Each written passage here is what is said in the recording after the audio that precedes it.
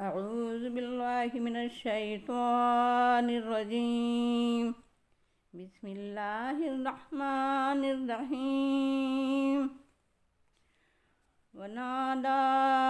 أصحاب الأعراف رجالا يعرفونهم بسيماهم قالوا ما أغنى عنكم جمعكم وما كنتم تستكبرون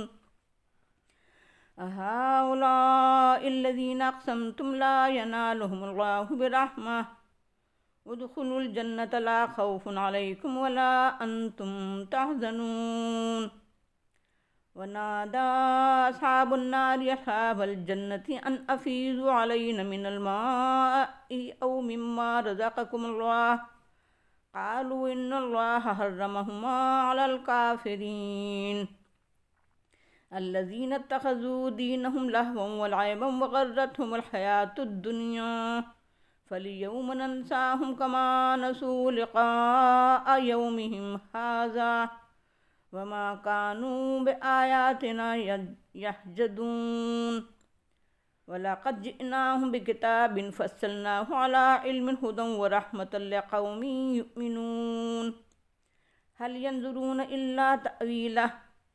يوم يأتي تأويله يقول الذين نسوه من قبل قد جاءت رسل ربنا بالحق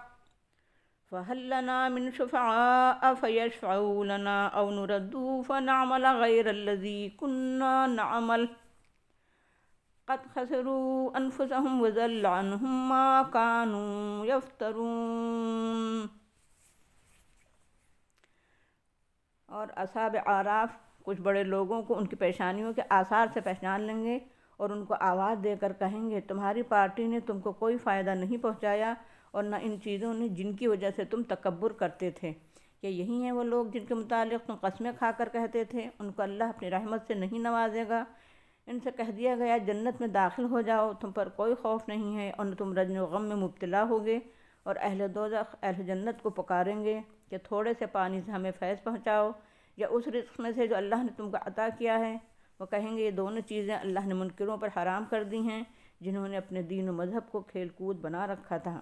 اور جن کو دنیاوی زندگی نے دھوکے میں مبتلا کر رکھا تھا. تو آج ہم ان کو بھلا دیں گے جیسا کہ انہوں نے بھلا دیا تھا آج کے دن کی ملاقات کو اور جیسا کہ وہ ہماری آیات کا انکار کرتے تھے. اور البتہ یقیناً ہم ان کے پاس لے آئے ہیں ایک ایسی کتاب جس میں ہم نے تفصیل بیان کی ہے علم کی بنیاد پر، جو ہدایت اور رحمت ہے ایمان لانے والوں کے لیے. اور اس کے سوا کس بات کا انتظار کر رہے ہیں کہ عذاب اور انجام سامنے آ جائے جس کی طرف قرآن متوجہ کرتا ہے. اور جس روز وہ انجام سامنے آ جائے گا وہ لوگ کہیں گے جو اس کو اس سے پہلے بھولے ہوئے تھے کہ ہمارے رب کے رسول حق ہی لے کر آئے تھے، تو کیا ہمارے لیے کچھ سفارش کرنے والے ہیں جو سفارش کریں ہمارے لیے یا ہم واپس بھیج دیے جائیں تو ہم عمل کریں ان اعمال کے برعکس جو ہم پہلے کرتے تھے. انہوں نے اپنے کو خسارے میں مبتلا کر لیا اور ان سے غائب ہو گیا وہ سب کچھ جو افترا کرتے تھے. یہ سورہ الاعراف کا 6واں رکوع ہے جس کی تلاوت کی گئی اور جس کا آزاد ترجمہ پیش کیا گیا ہے. اب مختصر طور پر اس کی توضیح سماعت فرمائیے. ان لوگوں کو جن کے نیک و بد اعمال برابر ہوں گے اور جن کے متعلق ابھی جنت یا دوزخی ہونے کا فیصلہ اللہ تعالیٰ نے نہیں کیا ہوگا یا اپنے فیصلہ محفوظ رکھا ہوگا، ان کو جنت اور دوزخ کے درمیان کی فصیل کی بلند چوٹیوں اور برجوں پر دوزخ اور جنت کا مشاہدہ کسی اعزاز و اکرام کی وجہ سے نہیں کرایا جائے گا، بلکہ اس طرح ان کے جذبات اور خیالات سے لوگوں پر یہ واضح کرنا مقصود ہوگا کہ یہ لوگ اگرچہ عملی پہلو سے اپنی زندگی میں اچھی طرح اپنے جذبات کا اظہار نہیں کر سکے مگر در حقیقت جنت ہی کے مستحق ہیں. اور توقع ہے کہ بعد میں اللہ تعالیٰ ان کو اپنے فضل و کرم سے نواز دے گا.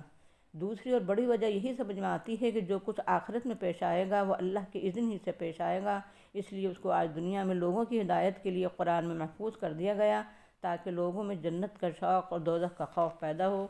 اور وہ زیادہ سے زیادہ اچھا عمل کریں اور برے اعمال کے پاس نہ پھٹکیں. یعنی اللہ کے اپنے منصوبے اور پلان کے تحت آخرت میں یہ منظر اس لیے پیش آئے گا تاکہ پیشگی اس کے ذریعے لوگوں میں جنت کا شوق اور دوزخ کا خوف پیدا کرنے میں اس سے مدد لی جا سکے. اصحاب اعراف کچھ لیڈر اور نیتا قسم کے لوگوں کو، پیشوا اور رہنما ٹائپ کے لوگوں کو ان کے چہرے مہرے سے پہچان کر ان سے کہیں گے تم نے جو دولت اکٹھا کی تھی، تمہیں جو مریدوں کی ٹیم اور چیلوں کا دل میں حاصل تھا، پارٹی ورکرز کے عظیم افرادی طاقت حاصل تھی، آج اس نے تم کو کوئی فائدہ نہیں پہنچایا۔ اور جن اسباب سے تم تکبر و غرور اور گھمنڈ میں مبتلا تھے، وہ عزت و شہرت، وہ عہدہ اور منصب، وہ دولت اور خزانے، وہ نسل و نسب اور علم اور ڈگریاں، اور وہ تعصبات اور گھمنڈ کے بے شمار اسباب آج یہاں حشر میں تمہارے بالکل کام نہیں آئیں گے۔ تمہارا غرور اور انکار حق تمہیں لے ڈوبے گا، اور ان چیزوں نے تم کو دوزخ سے نہیں بچایا اور جنت سے ہمکنار نہیں کیا۔ اصحاب اعراف متعلق بعض اہل علم کا یہ خیال ہے کہ علماء اور مشائخ کا وہ گروہ ہوگا جنہوں نے دنیا میں راہ حق میں استقامت کا ثبوت دیا ہوگا اور ہر قسم کے مصائب اور شدائد کے مقابلے میں صبر و ثبات کا ثبوت دیا ہوگا۔ اس لیے ان کی جنت کے بلند مقامات پر فائز کیا جائے گا، اور اہل جنت کو اور اہل دوزخ کو اپنے بلند مقامات سے وہ دیکھ سکیں گے اور خطاب بھی کر سکیں گے۔ چنانچہ وہ اہل دوزخ میں سے ان لوگوں سے خطاب کرتے ہوئے کہیں گے جو دنیا میں لیڈری کے منصب پر فائز تھے اور جس کی وجہ سے غرور و تکبر میں مبتلا تھے۔ یہ وہی اہل ایمان ہیں جن کو دنیاوی وجاہت حاصل نہ ہونے کے سبب تم ان کو حقیر و ذلیل سمجھتے تھے اور کہتے تھے کہ اللہ ان کو ہرگز اپنی رحمت سے نہیں نوازے گا۔ دیکھو، حکم ہو گیا کہ جنت میں داخل ہو جاؤ، تم پر کوئی خوف اور اندیشہ نہیں ہے اور نہ تم رنج و غم میں مبتلا ہوگے۔ اس رکوع میں اصحاب اعراف کا اہل دوزخ سے خطاب اور ان کے بارے میں اظہار خیال کے بعد اہل دوزخ جو اہل جنت سے بھیک مانگیں گے اس کا تذکرہ کر دیا گیا ہے کہ دوزخ جنتیوں سے کہیں گے اللہ نے تم کو جو ٹھنڈا میٹھا پانی دیا ہے اور طرح طرح کی نعمتیں دی ہیں اور جو قسم قسم کے میوے اور اعلیٰ قسم کے کھانے دیے ہیں اس میں سے کچھ ہم کو بھی دے دو۔ اس کے جواب میں اہل جنت ان کا جواب دیں گے کہ اللہ نے دونوں طرح کی نعمتیں تمہارے ان جرائم کی وجہ سے تم پر حرام کر دی ہیں جن کی پاداش میں تم دوزخ میں ڈالے گئے ہو، یعنی تمہارا کفر اور شرک اور کافرانہ زندگی جو تم نے دنیا میں گزاری تھی۔ در حقیقت تم دین کے معاملے میں سنجیدہ تھے ہی نہیں، تم نے دین کو کھیل کود بنا رکھا تھا اور در حقیقت تم دنیا کی زندگی نے دھوکے میں مبتلا کر رکھا تھا اور تم دنیا پرستی میں ڈوبے ہوئے تھے، آخرت کو کچھ ہوش نہیں تھا۔ چنانچہ ان لوگوں سے اللہ کی طرف سے کہا جائے گا آج ہم تم کو اسی طرح بھلا دیں گے جس طریقے سے جب دنیا میں تم نے ہمیں بھلایا تھا اور تم میرے دنیا پرست بن کر رہ گئے تھے اور تم نے اپنے فکر و عمل دونوں میں حساب اور ہمارے دربار میں حاضری کو نظر انداز کر دیا تھا۔ صرف اتنا ہی نہیں بلکہ تم دنیا میں زندگی بھر اللہ کی آیات احکام اور ہدایت کا مسلسل انکار کرتے رہے، حالانکہ آج دنیا میں اللہ تعالیٰ نے سب سے آخر میں ایک ایسی کتاب نازل کر دی جس میں بڑی تفصیل کے ساتھ حقیقت اور حق کو بیان کر دیا گیا ہے۔ فکر و عمل، اخلاق اور کردار ہر ایک کے لیے بڑی تفصیلی ہدایات دے دی ہیں جن کے ذریعے آدمی اپنے فکر و نظر اور اپنی سماجی، معاشی اور ملکی اور بین الاقوامی زندگی کو سدھار سکتا ہے اور اپنے خالق و مالک کی وفاداری و اطاعت گزاری میں بحسن خوبی اپنی زندگی کو گزار سکتا ہے، کیونکہ قرآن مجید ایک ایسی کتاب ہے جس کا ہر حکم، جس کا ہر فرمان علم پر مبنی ہے اور ہدایت پر مبنی ہے، اور ہمہ پہلو رحمت ہی رحمت ہے۔ لیکن جو لوگ تسلیم ہی نہ کریں، قبول ہی نہ کریں، ایمان ہی نہ لائیں، وہ اس رحمت، اس ہدایت اور اس قانون زندگی سے فائدہ نہیں اٹھا سکیں گے۔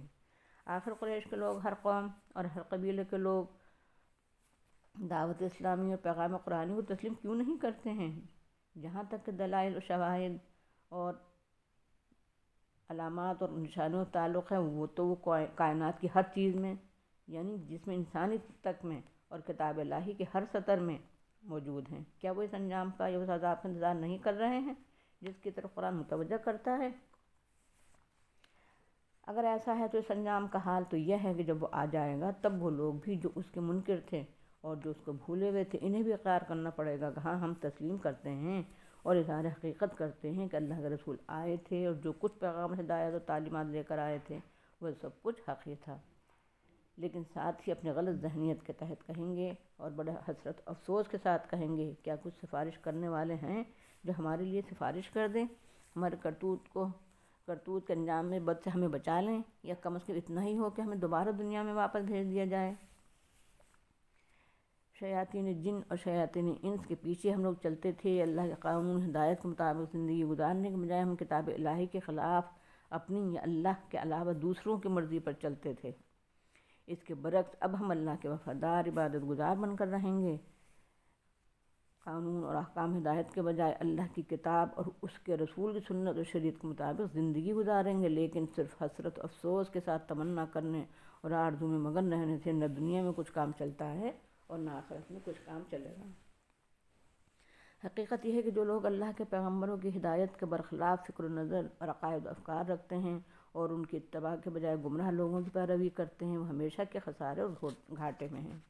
اور آخرت میں قرآنی فکر و نظر اور اسلامی عقائد اور افکار کے علاوہ جس قدر فلسفے ہیں، جس قدر افکار ہیں، جس قدر نظام ہیں اور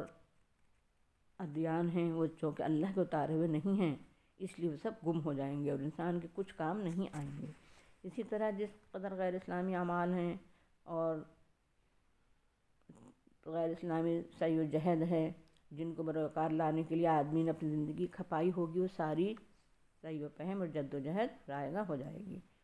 اس لیے محمد رسول اللہ صلی اللہ علیہ وسلم کو اللہ نے سب سے آخر میں معبود فرمایا اور آپ پر قرآن اتارا تاکہ لوگوں کے لیے ایک بار آخری طور پر حقیقت کو تفصیل سے بیان کر دیا جائے اور راہ حق بالکل کھول کر واضح کر دی جائے۔ عقائد و افکار، ذہن و دماغ اور قلب و روح کی ہدایت کا پورا انتظام کر دیا۔ مذہب، تہذیب و تمدن اور آرٹ، ہر ایک پہلو میں نظری اور عملی مکمل ہدایت کا انتظام کر دیا جائے۔ افراد کی تربیت کے لیے، سماج و معاشرے کی تعمیر کے لیے، انفرادی اور اجتماعیت کے سدھار کے لیے ہم پہلو فکری اور عملی دونوں پہلوؤں میں مکمل نمونہ رسوہ پیش کر دیا جائے۔ یہ ہے مختصر توضیح سورہ الاعراف کے رکوع 6 کی۔ اب آئیے اس کے پوائنٹس بھی کچھ ذہن نشین کر لیں تاکہ آسانی ہو جائے۔ لوگوں کو مال اور افرادی طاقت اور دوسرا اسباب جن پر آدمی کو غرور اور تکبر ہوتا ہے اور وہ حق کا انکار کر بیٹھتا ہے، کوئی چیز بھی آخرت میں کام نہیں آئے گی۔ جن لوگوں کو کوئی دنیاوی وجاہت حاصل نہ ہو، وہ ایمان اور عمل صالح سے آراستہ ہونے کی وجہ سے جنت میں ہمکنار ہوں گے۔ ایمان اور عمل صالح سے آراستہ زندگی کے مالک لوگوں کو کوئی خوف اور خطر نہیں ہوگا۔ جو لوگ دنیا میں غرور و تکبر میں مبتلا ہو کر حق سے محروم رہے تھے، وہ آخرت میں انہی حق پرستوں سے پانی اور رزق کی بھیک مانگیں گے، مگر اہل جنت ان سے کہہ دیں گے کہ جنت کا پانی اور رزق دونوں تمہارے لیے اللہ نے حرام کر دیے ہیں۔ جو لوگ دنیا میں آخرت کو فراموش کرتے رہتے ہیں اور اللہ کی آیات کا انکار کرتے ہیں، ان کو آخرت میں اللہ تعالیٰ بھلا دے گا۔ اللہ تعالیٰ نے سب سے آخر میں ایک کتاب یعنی قرآن مجید اتار دی ہے، جس میں ہدایت کے سلسلے کی تمام تفصیلات بیان کر دی ہیں، اور جو کچھ بیان کیا ہے وہ ایمان والوں کے لیے ہدایت اور رحمت ہے۔ اگر کوئی اس لیے قرآن کی دعوت اور پیام کو قبول نہیں کر رہا ہے کہ اس عذاب اور انجام کو دیکھنا چاہتا ہے جس کی وعید قرآن سناتا ہے، تو اسے معلوم ہونا چاہیے کہ انکار کرنے والوں کو ایک روز اقرار کرنا پڑے گا اور اللہ کے رسول آئے تھے اور جو کچھ لائے تھے وہ حقیقت تھا۔ جو لوگ اپنے پیروں اور پوروجوں اور انسانوں میں سے کسی کے دامن گرفتہ تھے اور ان کو اللہ کے یہاں اپنی سفارش کے ذریعے جرائم کی سزا سے بچانے والا سمجھتے تھے، آج حسرت بھرے انداز میں ان کو پکاریں گے اور ان کو کوئی سفارش میسر نہیں آئے گا۔ وہ یہ بھی تمنا کریں گے کہ ہم کو دنیا میں واپس کر دیا جائے، تو اب ہم وہ اعمال نہیں کریں گے جو کرتے تھے، بلکہ فرما بردار بن کر رہیں گے۔ جو لوگ انبیاء علیہ السلام کی تکذیب کرتے ہیں، ان کی دعوت اور پیغام کو رد کر دیتے ہیں، وہ اپنے پیروں پر خود ہی کلہاڑی مارتے ہیں اور ہمیشہ کا خسارہ مول لے لیتے ہیں۔ دنیا کے تمام باطل فلسفے، نظریے اور نظام اور باطل صحیح عمل سب رائگاں جائے گا۔ وآخر دعوانا الحمد للہ رب العالمین۔ السلام علیکم ورحمۃ اللہ وبرکاتہ۔